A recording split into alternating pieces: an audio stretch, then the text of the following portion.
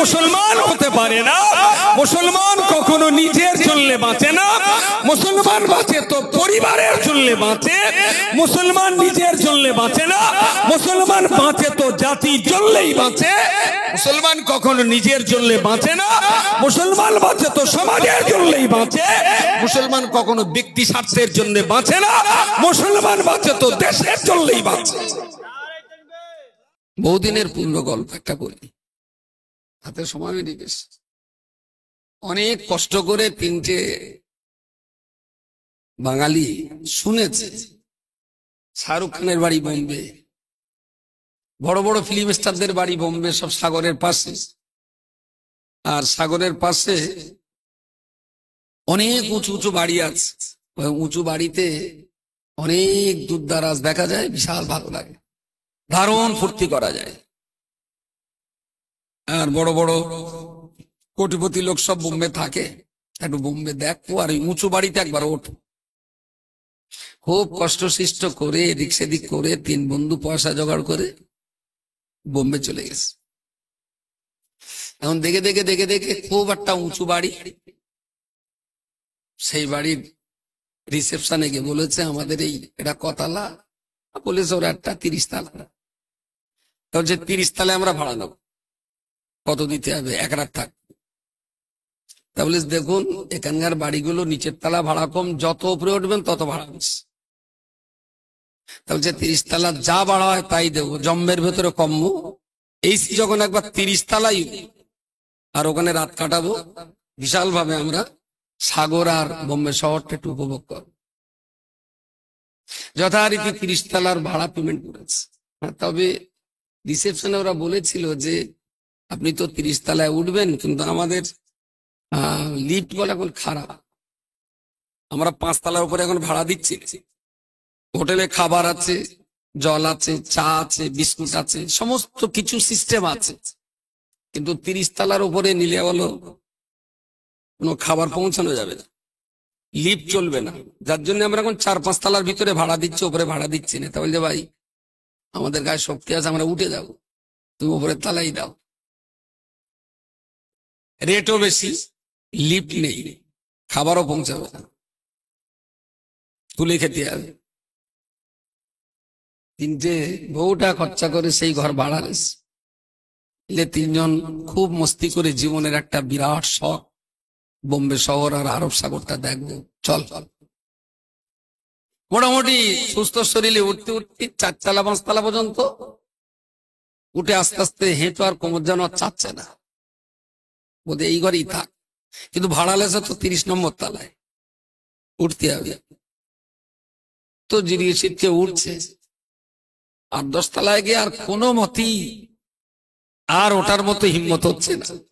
তো যেই সিঁড়ির সামনে বসে বলে দেখ যা কষ্ট করে 10 তালা পর্যন্ত হয়েছি, তো আর এই কতলা বাকি, জিরিয়ে জিরিয়ে উঠতে হবে। ভাড়া যখন দিচ্ছি ওই পর্যন্ত যাতেই হবে, আর বিরাট আনন্দ হবে, বাড়িকে গল্প দেব।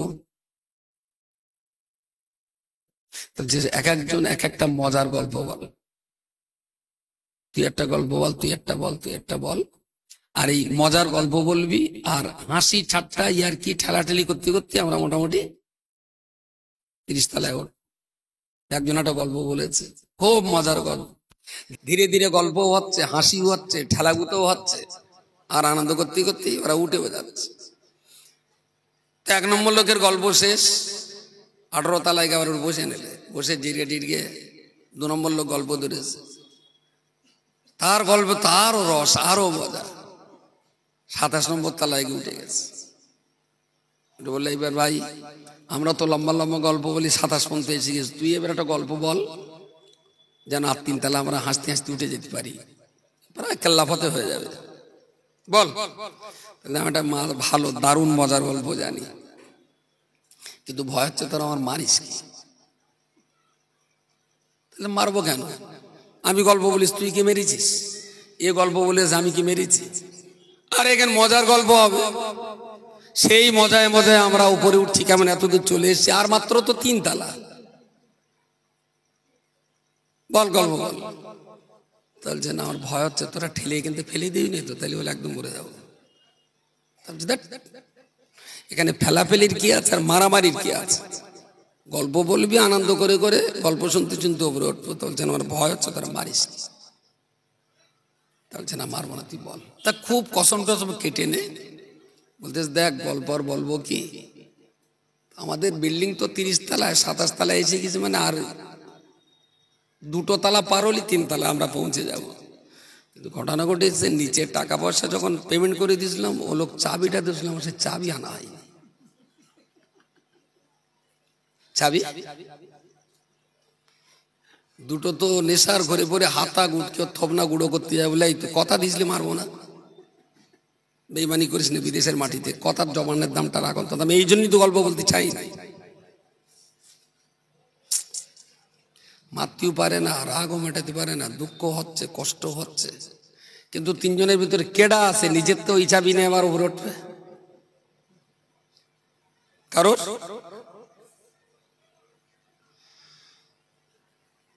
তিনটে খুব টেনশনে পড়ে গেল, আর এরও লজ্জা লেগেছে, বলে আমি এমন একটা ভুল করলাম যে চাবি আনলাম না। আবার ওরা দুটো যে মেরে একটু রাগ মেটাবে সেলাই না বলে ঠিক করলে, বলছে এই দেখেন 8 ঘন্টা বসি, হাফ টাপ গুলো মরুক, তারপর আস্তে আস্তে যে ঘর ভাড়া নিস না ঘরের কাছে যাবান, আর কি করো, তা চল, গোস্ত তো খাওয়া হবে না, তখন তো ঝোলও যদি খেয়ে যেতে পারি। তো 8 ঘন্টা 1 ঘন্টা ওখানে বসে জিরগে শীতকে নে 30 তলায় উঠেছে, দেখে দারুণ সুন্দর ঘর, পয়সাও দিয়েছিল, ভাড়াও ছিল। 30 নম্বর তালার ওই রুমে 24 ঘন্টায় আর কেউ যাবে না, শুধু মুসলমানই থাকবে। কিন্তু সাদের সেই ঘরে থাকা হলো না, পাপসের ধুলোবালি আর বারান্দাতে সবাই হেঁটে যাচ্ছে, ওখানেই ছুটি হলো বান্দা কটার। ঘরও দেখছিল রিজার্ভেশন ঘর, কেউ তো ওই ঘরে আর যাবে না, কিন্তু চাবির অভাবে বারান্দায় শুতে হলো। আমার আল্লাহ পাক রব্বুল আলামিন কোরআন শরীফে বান্দার জন্য বলেছেন, ইয়ারফাইল্লাহুল্লাযীনা আমানু, तमाम দুনিয়ার ঈমানদার বান্দা দিগকে, ওয়ালাকাদ কাররামনা বানি আদম, দুনিয়ার সমস্ত মানুষকে আমি আল্লাহ সম্মান আর মর্যাদা দিয়েছি সাধারণ মানুষের তুলনায়। এই সাধারণ মানুষের ভিতরে যারা আবার আল্লাহর একত্ববাদকে বিশ্বাস করে নিয়েছেন, সাধারণ মানুষের উপরে ঈমানদারদের মর্যাদা আল্লাহ বৃদ্ধি করে দিয়েছেন। আবার ঈমানদারদের উপরে আমার আল্লাহ পাক রব্বুল আলামিন বলেছেন, ইয়ারফাইল্লাহুল্লাযীনা আমানু ওয়াল্লাযীনা উতুল ইলমা দারাজাত, যারা লেখাপড়া শিখেছেন ঈমানদারের উপরে আমার আল্লাহ শিক্ষিত মানুষের মর্যাদা দান করেছেন। ও বান্দা মনে রাখতে হবে, আল্লাহ পাক রব্বুল আলামিন কোরআনের ভিতরে বলেছেন, বান্দারে ফাদখুলি ফি ইবাদি, তুমি যদি আমি আল্লাহ আমার হুকুম মতো জীবন তৈরি করতে পারো, আমি আল্লাহ যেমন নির্দেশ দিয়েছি তেমন যদি তুমি তোমার লাইফ তৈরি করতে পারো, দুনিয়ার জীবনে বান্দা তুমি যদি আমার কথায় জীবন তৈরি করতে পারো, অদখুলি জান্নাতি, আমি আল্লাহ তোমার জন্য দয়ার জান্নাত রেখে দিয়েছি। নবী আমার হাদিস শরীফের ভিতরে বলেছেন, মান ক্বালা লা ইলাহা ইল্লাল্লাহ, যে ব্যক্তি জীবনে বিশ্বাসের সঙ্গে ঈমান আর ইয়াকিনের সঙ্গে পড়ে নেবেন এক আল্লাহ ছাড়া দ্বিতীয় কোনো মাবুদ নাই, ফাদাখালাল জান্নাত, আল্লাহ পাক রব্বুল আলামিন ওই ঈমানদার ওই মুসলমান বান্দাটাকে আল্লাহ পাকের দয়ার জান্নাত আল্লাহ তার নসিবে দিয়ে দেবেন। জোরে বলুন সুবহানাল্লাহ। সমস্ত ধর্ম কর্মের মানুষেরা কেউ থাকবে 5 তলায়, কেউ 6 তলায়, কেউ বা 12 তলায়, কেউ বা 22 তলায়। মুসলমানের থাকার ঠিকানা আল্লাহ 30 তলায় বানিয়ে দিয়েছে, কিন্তু দুর্ভাগ্যজনক পোড়া কপাল এ জাতি আল্লাহর কোরআনটাকে রিসেপশনে ফেলে রেখে 30 তলায় থাকার নেশায় তারা উপরে উঠেছে। কোরআন রিসেপশনে জাতি 29 তলায়, ঘরে সবার সাথ, কথা বলে ঘরে সবার সাথ জীবনেও মিটবে না। আল্লাহ দিয়েছিলেন এদের কপালে, কিন্তু চাবির অবর্তমানে এদের ঠিকানা এখন জেলখানায়, চাবির অভাবে এদের ঠিকানা থানার হাজতে, চাবির অভাবে এদের ঠিকানা এখন মদের আবগারিতে, চাবির অভাবে এদের ঠিকানা এখন লটারি টিকিট কাউন্টারে, চাবির অভাবে এদের ঠিকানা এখন পোস্ট কোয়ার্টারে, চাবির অভাবে এ জাতির ঠিকানা মারামারি কাটাকাটি আর খুন রাহাজানির জায়গায়। অথচ এর জন্যই ভাড়া নেওয়া ছিল 30 তলায়, শুধুমাত্র চাবিটার উপরেই। অভাবেই আজ ফুটপাত। জাতি বুঝবে না, আর কবে বুঝবে? প্রিয় শ্রোতা মণ্ডলী, বলে রাখুন, রব্বুল আলামিন আল্লাহ ইমানদারের মর্যাদা দিয়েছেন, কিন্তু ইমানদার বান্দা ও তো তার নিজের মর্যাদা বুঝলো না। আল্লাহ পাক রব্বুল আলামিন মুসলমানের মর্যাদা দিয়েছেন, কিন্তু মুসলমান নিজে তো ইসলামের মর্যাদা বুঝতে চাইলো না। সেই জন্যই তো শের খোদা হযরত আলী রাদিয়াল্লাহু তাআলা আনহু সুন্দর করে তিনি বলেছেন, মান আরাফা নাফসাহু ফাকাদ আরাফা রাব্বাহু। বান্দারে, যত সময় পর্যন্ত বান্দা তুমি তোমার নিজেকে চেনার চেষ্টা না করবে, তত সময় পর্যন্ত বান্দা আল্লাহ পাককে চেনা তোমার পক্ষে সম্ভব হবে না। মুসলমান যদি নিজেকেই না চেনে, সে আল্লাহকে চিনবে কি করে? কি করে চিনবে সে? এরকম সন্ধ্যার পরে চাষি বাসি, খেটে খাওয়া ব্যবসায়ী, ক্ষুদ্র প্রতিষ্ঠিত দোকানদার, সারাদিনের কাজকাম যাদের মিটে গেছে, এরকম সন্ধ্যাবেলা যদি মসজিদের ইমামদার কাছে বসে একটু শেখে, তা হার্ডলি 3 মাস লাগবে। সুন্দর করে কোরআন শিখবে, নবীর আদর্শ শিখবে, নবীর সুন্নত তরিকা শিখবেন, মানবতা শিখবেন, সভ্যতার ভদ্রতার মডেলকে অনুকরণ করতে শিখবেন। কিন্তু আপনি যান সরুপোল থেকে মোটাপোল, আর গাবতলা থেকে তেঁতুলতলা, আর ভাঙর থেকে হাঙর, যত মার্কেট আছে মুসলিম অধ্যুষিত, সব সন্ধ্যাবেলা ডিউটি হলো মুসলমানদের, ডিউটি হলো চার দোকান। আপনি যান, কোনো কাজ না, একদম বিনা কাজে বিনা প্রয়োজনে ওই চার দোকানে ঘন্টার পর ঘন্টা কাটাচ্ছে। বললাম কাজ কামনি তার কি করবো, এখানে বসে একটু টাইম পাস করছি। বললাম চাচা, যদি কাজ কাম না থাকে, টাইমটা পাস করছো, তার মানে টাইম পাস, তার মানে ওর হাতে অনেক টাইম খরচ করে উঠতে পারতেছে না। আমি তাহলে আজরাইলের সঙ্গে যোগাযোগ কর, এসে আগে আগে তুললে যাক, কিন্তু মরবে না। যে তুই দুনিয়া ঝামেলা না পেকে কবরের ভেতরে যা, ওখানে থাক, মরবে না, দুনিয়া থেকে শুধু জ্বালাবে। মানুষের বয়স নামিয়েও এই জীবন বা হায়াতটা, এটা একটা বিরাট বড় নেয়ামত। 1 মিনিটের দাম কত সেই লোকটাই জানে, যার 1 মিনিটের জন্য ফ্লাইট মিস হয়ে গেছে।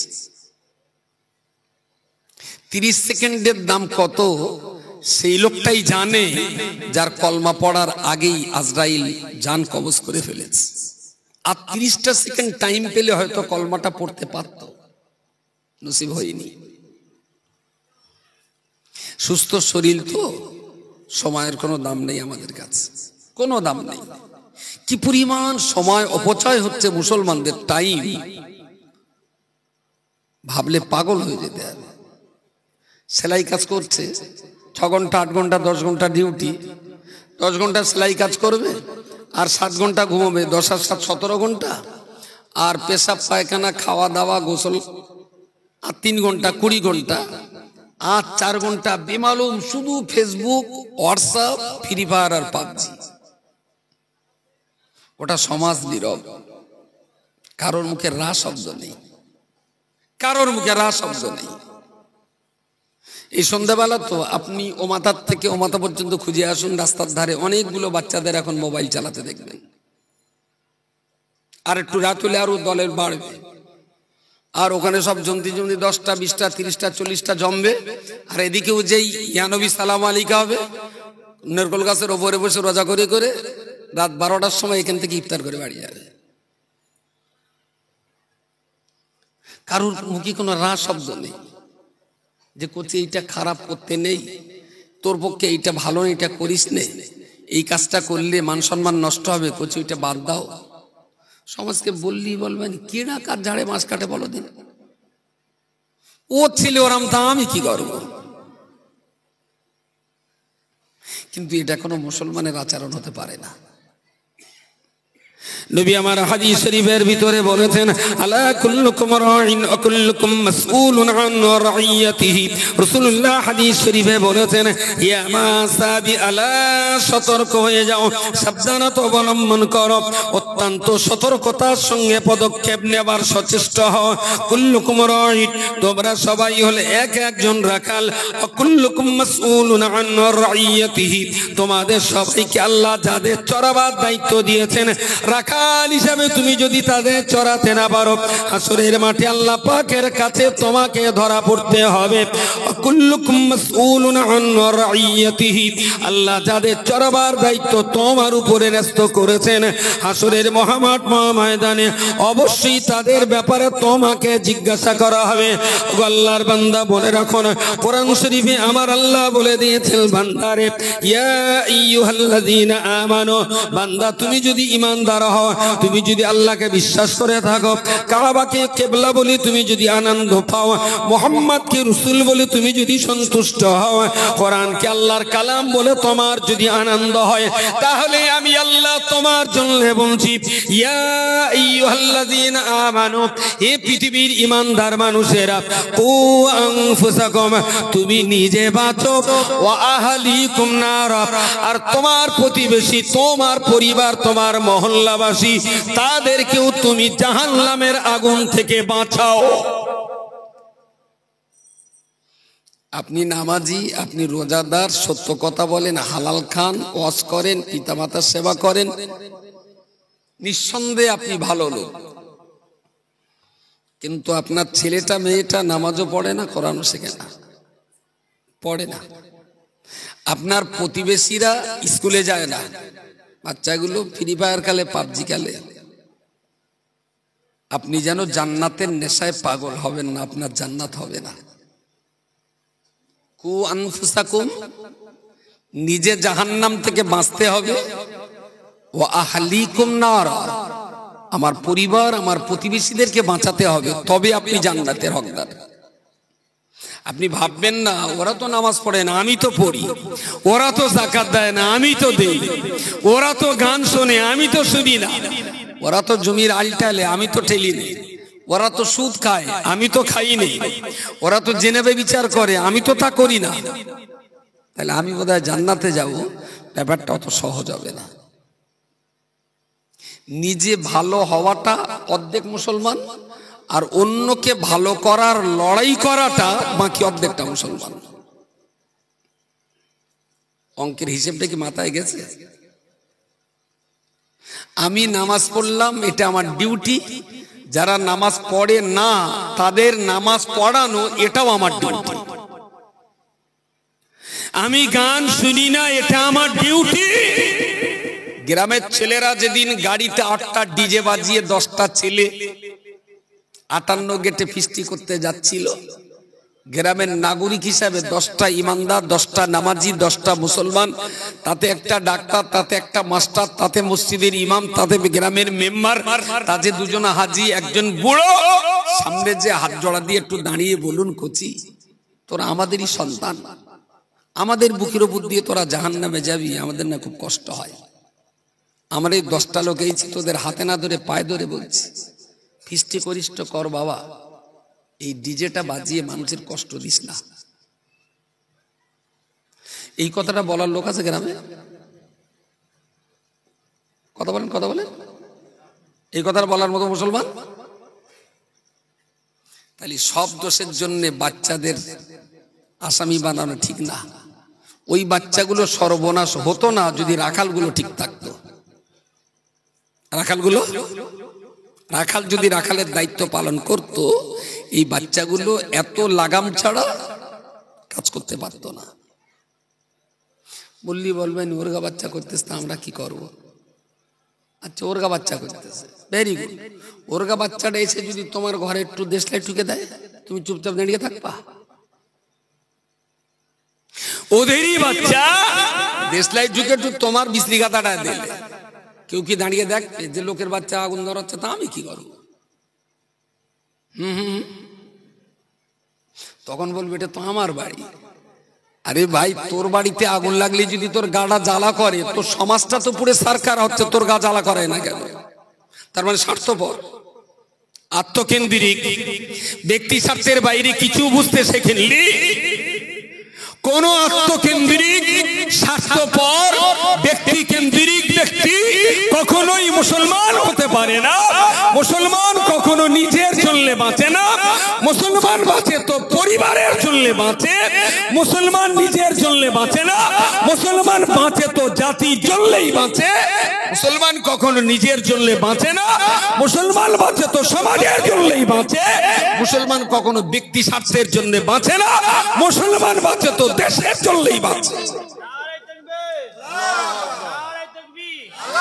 কিন্তু খুবই দুর্ভাগ্য এই জাতির জন্য। মাথার টুপি থাক বা না থাক, মুখে দাড়ি থাক বা না থাক, গায়ের জুব্বা হোক বা না হোক, আপনি যদি মুসলমান বলে দাবি করেন তাহলে আপনার নিজে বাঁচার, সমাজকে বাঁচানো দুটোই আপনার ডিউটি। আর যদি মনে করেন না সমাজকে বাঁচাতে পারবো না, তাহলে একই রাস্তা। 100 টাকা দিচ্ছি এফিডেভিট করে, এখন নাম কামাল উদ্দিন, এফিডেভিট করে এই নামটা ঘুরিয়ে নেন কমল দাস, তাহলে আর কোনো ডিউটি থাকবে? আল্লাহ তো ডিউটি দিয়েছেন, ইয়া আইয়ুহাল্লাযীনা আমানু কু আনফুসাকুম ওয়া আহলিকুম নারা। ঈমানদারদের ডিউটি দিয়েছেন। আপনি কামাল হোসেন, তাই আপনার ডিউটি। যদি কমল দাস হন তাহলে কোরআনের ডিউটি আপনার উপরে না। হয় মুসলমান থাকুন, নিজে বাঁচুন, জাতিটাকে বাঁচান।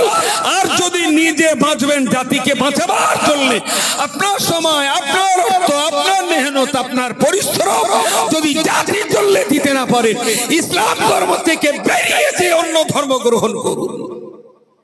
আপনার মতো মুসলমান ইসলাম চায় না, আপনার মতো ইমানদার মুহাম্মদুর রাসূলুল্লাহ চান না, আপনার মতো ইমানদার আল্লাহ চান না। আপনি স্বার্থপর, আপনি আত্মকেন্দ্রিক, আপনি সমাজের জন্য বাঁচেন না, আপনি নিজের জন্য বাঁচেন।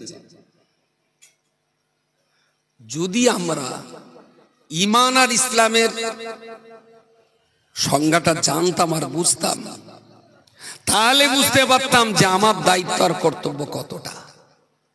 আর আমি যদি একবার বুঝতাম আমার দায়িত্ব কর্তব্য কতটা, বিশ্বাস করুন এই সমাজ এত সর্বনাশ হতে পারে না, এত সর্বনাশ হতে পারে না। ঠিক সেই জায়গাটায় দাঁড়িয়ে যদি একটু ঘুরে দাঁড়াই সবাই মিলে, আমি এখনো বিশ্বাস করি বেনামাজিরা নামাজের জায়গায় আসবে, চোর চুরি করা ছেড়ে দেবে, মারামারি করা কমে যাবে, অশান্তি অনেক কমবে, মুসলমানদের হারিয়ে যাওয়া ইজ্জত আবার ফিরবে। सबक फिर पढ़, सदाकत का, अदालत का, शुजाअत का लिया जाएगा तुझसे कम, सारे दुनिया की इमामत का। আল্লামা ইকবাল বলেছেন, হে পৃথিবীর মুসলিম জাতি, আর একটা বারের জন্য তুমি ঘুরে দাঁড়াও, পুরনো কালের সেই পড়াটা আর একটা বারের জন্য তুমি পড়ে নাও। सदाकत का, सतता, আদালত का, इंसाफ, शुजाअत का, বীরত্ব, সততা, ইনসাফ আর বীরত্ব নিয়ে আরেকবার যদি তুমি সত্যের উপরে, ন্যায় বিচারের উপরে, হালালের উপরে, মানবতার উপরে যদি প্রতিষ্ঠিত হতে পারো, আল্লাহ পাক তোমার দ্বারাতে পৃথিবী পরিচালনার দায়িত্ব পালন করাবার তোমাকে কাজে লাগাবেন। জোরে সোরে বলুন সুবহানাল্লাহ, সুবহানাল্লাহ। যে আল্লামা ইকবাল বলেছেন মুসলমানদের সততা, ইনসাফ, নীতি, নিষ্ঠা, আদর্শ বিশ্ববুকে এদের মাথা উঁচু করে দেবে, সেই জাতি নিজের মাথা উঁচু করা যেমন তেমন, শুধু 500 টাকা হাতে দিয়ে বলবেন, গোলাম আলী এই 500 টাকা দিলাম, এক কাজ করতে পারবি? বলছে দাদা কি করতে হবে? বলছে রাত্রিবেলা গোলাম আলীর বাড়ি একটা বোম মেরে আসতে হবে। বলে এক্ষুনি যাচ্ছে, বুঝতে পারেননি? মাত্র 500 টাকা দিলে এক্ষুনি বেরিয়ে আসবে, কোনো অসুবিধা নেই তো। ও যদি ওর নিজেকে চিনতো, ও যদি নিজের অবস্থানটা বুঝতো, ও যদি জানতো আমি মানুষ, ও যদি বুঝতো আমি ইমানদার, তাহলে হারগিজ ও কখনো 500 টাকায় বিক্রি হতো না। আর সমাজের কিছু অসাধু চক্র শিক্ষার অভাবে মুসলমানদেরকে এইভাবেই ব্যবহার করছে। 2000 5000 টাকা দিচ্ছে, ফটাফট বন্দুক টেনে দিলে। কিন্তু জানে না যে এই কেসটায় ধরা পড়লে আমার স্ত্রীটা বেওয়া হবে, আমার বৃদ্ধ বাবা মা ওষুধের অভাবে কষ্ট পাবে, আমার বাচ্চা দুটো ফুটপাতের ভিখারি তৈরি হবে। কিচ্ছু জানে না। 2000 টাকা দিয়ে বলবেন অমুকের গাড়ি চল মেরে আসতে, ফটাং করে মেরে দেবে, একদম দেরি করবে না। শিক্ষাটা থাকলে নিজের বুঝতো, ঘুরিয়ে বলতো চাচা 2000 না, আমি তোমার 50,000 দিচ্ছি, চলটা তুমি মেরে এস। আমি অন্তত সবার কাছে হাতে ধরে পায়ে ধরে খুব বিনয়ের সঙ্গে বলছি, এই সমাজ এই জাতি আবার ঘুরে দাঁড়াবে, হতাশ হলে হবে না। লা তাকনাতু মির রাহমাতিল্লাহ। আল্লাহ হতাশ হতে বারণ করেছেন। ইমানদার কখনো হতাশাগ্রস্ত হয় না, ইমানদার কখনো ভেঙে পড়ে না, ইমানদার কোনোদিন মায়ুস হয়ে যায় না। ভরসা রাখুন আল্লাহর উপরে, চেষ্টা করুন সবাই মিলে। মান জাদ্দা ফাওয়াজাদা। যারা চেষ্টা করে তারা পারে, যারা চেষ্টা করে তারা পায়। বারবার মনে রাখতে হবে, জান্নাতে শুধু আমি একা গেলে হবে না, আমার সন্তানাদি, আমার বিবি বাচ্চা, আমার বাবা মা, আমার বাড়ির চারপাশে, ওদের সবাইকে নিয়ে জান্নাতে যাবার স্বপ্ন দেখতে হবে। যদি মনে করেন একা যাব, তার মানে আপনি স্বার্থপর। আল্লাহ জান্নাতটা ভরাতে হবে আমাদের সবাইকে নিয়ে, কাউকে রেখে গেলে হবে না। ওরা মদখোর, ওরা চোর, ওরা কোরআন পড়ে না, ওরা মিথ্যাবাদী, ওরা হারামখোর, ওরা জোচ্চোর। এরপরেও ভাবতে হবে দিনের শেষে সেও তো আমার ভাই। চল না 5টারে হাত ধরে দেখি যদি মদটা ছাড়ানো যায়, চল না 2টো যুবকের হাতটা ধরে দেখি যদি ফ্রি ফায়ার থেকে বাঁচানো যায়, চল না 5টা যুবককে বলে দেখি যদি তেরঙ্গা শেখরের হাত থেকে 2টো যুবককে বাঁচাতে পারি। হতাশ হওয়ার কোনো জায়গা নেই। রাসূলুল্লাহ তো পাথর খেয়েছেন কিন্তু হতাশ। তায়েফের জনগণের জন্য বলেছিলেন যে ওরা বেঁচে থাক, ওরা ভালো থাক, ওরা যেন না মরে। আমার কথায় ওরা কলমা না পড়লেও একদিন ওদের ছেলেপিলেরা ইসলামের কলমা পড়ে মুসলমান হবে। সুবহানাল্লাহ। হতাশাগ্রস্ত হননি, ভেঙে পড়েনি। মুমিন কখনো হতাশ হয় না, মুমিন বান্দা কখনো ভেঙে পড়ে না, মুমিন বান্দা কখনো পিছু হটে না। চেষ্টা থাকতে হবে, সবাইকে নিয়ে জান্নাতে যাব। শুধু একা গেলে না মজা লাগবে না, সবাইকে নিয়ে যেতে হবে, তাহলে খুব ভালো লাগবে। আর এর জন্যই শিক্ষা প্রতিষ্ঠান, আর এর জন্যই স্কুল শিক্ষা, এর জন্যই মাদ্রাসা, এর জন্যই তসবিহ, এর জন্যই নামাজের পার্টি, এর জন্যই হজ, আর এর জন্যই মদিনা জিয়ারত। এগুলো আমাদের ঠিক রাখতে হবে।